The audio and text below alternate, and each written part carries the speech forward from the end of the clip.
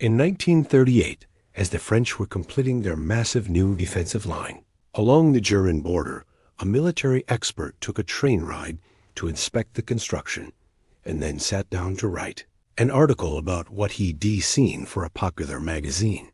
He praised the fortifications, the artillery, the machine guns, and all the other defenses that would soon be protecting France from a potential German invasion. But he was less enthusiastic about one thing: the direction the French had built it in.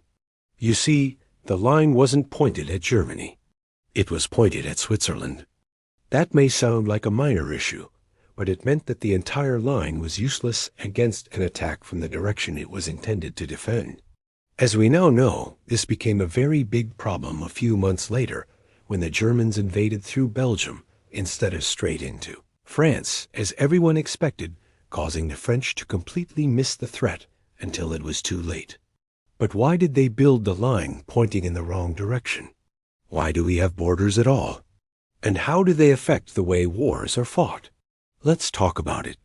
Let's start with a question you might have had while watching the intro. Why not just make a defensive line along the entire length of your border? After all, if someone invades any part of your country, that's bad. The answer is that it's expensive. Borders are long, and most of them aren't as volatile as, say, your eastern border if you re-Belgium in 1938. So defending every last inch is on a high priority.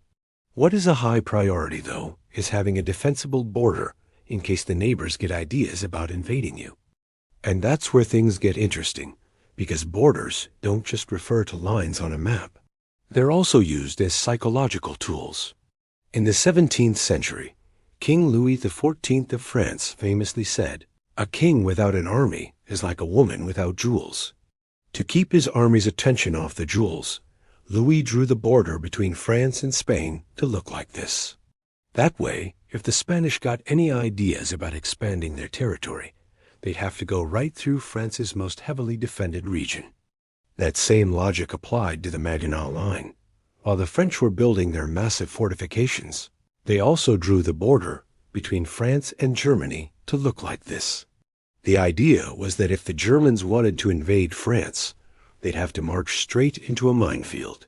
But as it turned out, that minefield only worked if the Germans attacked from the north. France's border with Germany to the east was much longer and didn't have nearly as many fortifications. So while the French were creating a defense, they also inadvertently created an incentive for the Germans to invade through Belgium instead of directly into France.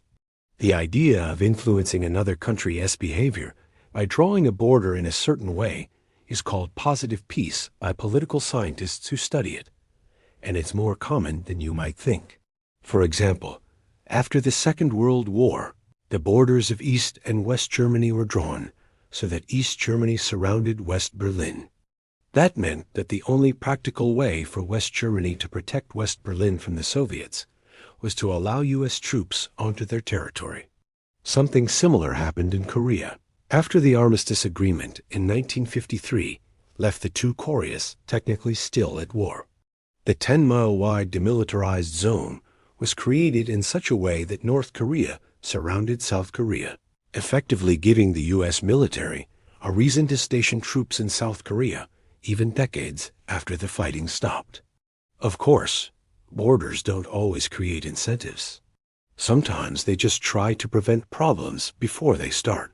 You see, if you draw a border between two countries that both want the same piece of land, you've basically planted a flag in the middle of a tinderbox. Eventually, one or both of those countries will get annoyed about the border existing and decide to move it. And while there are lots of ways to resolve border disputes, none of them are perfect. For example, in 1981, Pope John Paul II helped resolve a border dispute between Poland and the Soviet Union by declaring that the border should be drawn along the deepest point of the Curzon Line, a historical boundary that neither country had really paid attention to in the previous 60 years.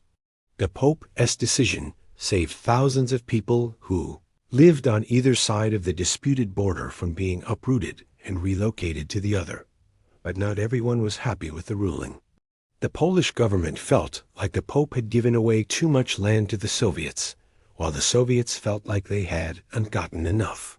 Both countries continued to push for their preferred borders, and it was NT until 2014 that they finally agreed on where the actual border should be.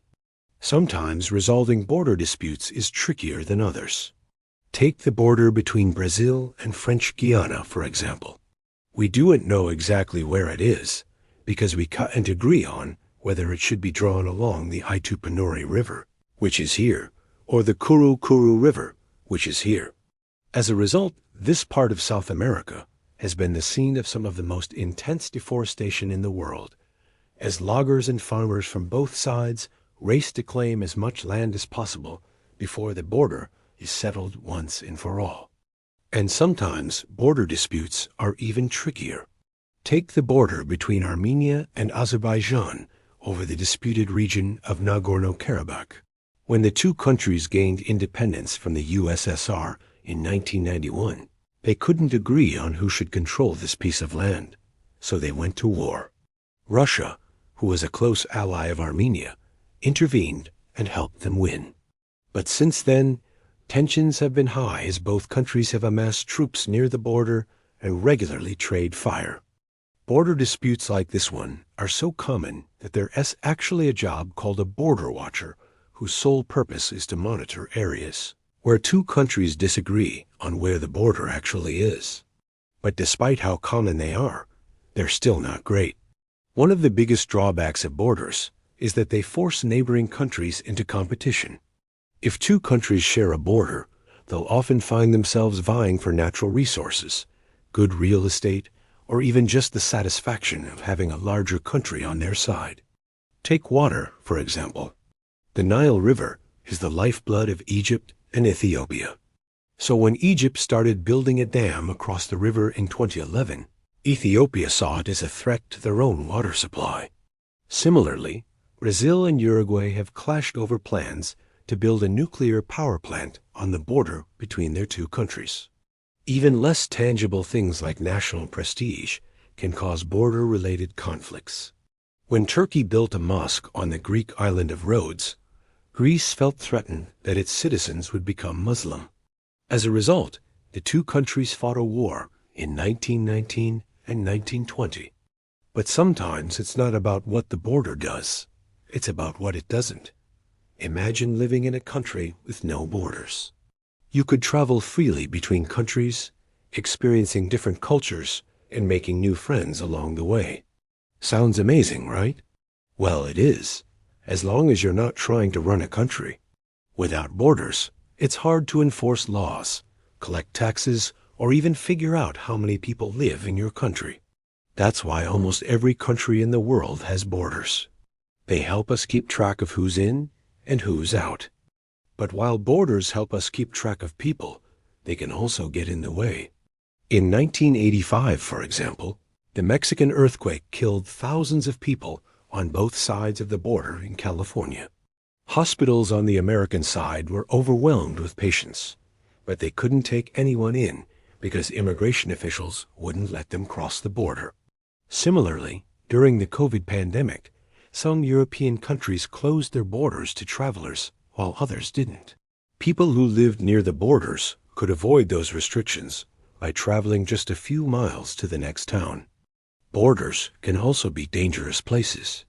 During the Cold War, for example, people who tried to cross from East to West Berlin ran the risk of getting shot by one of the border guards stationed there to stop them.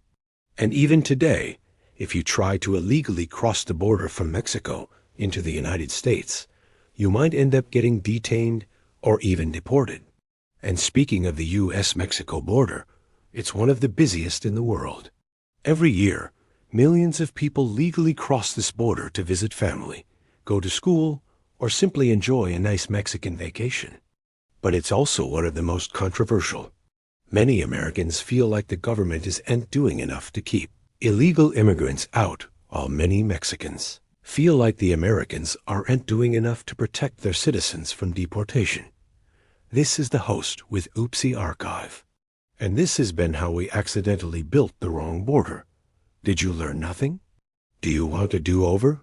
Click here to watch this again, or click here to watch one of our other videos.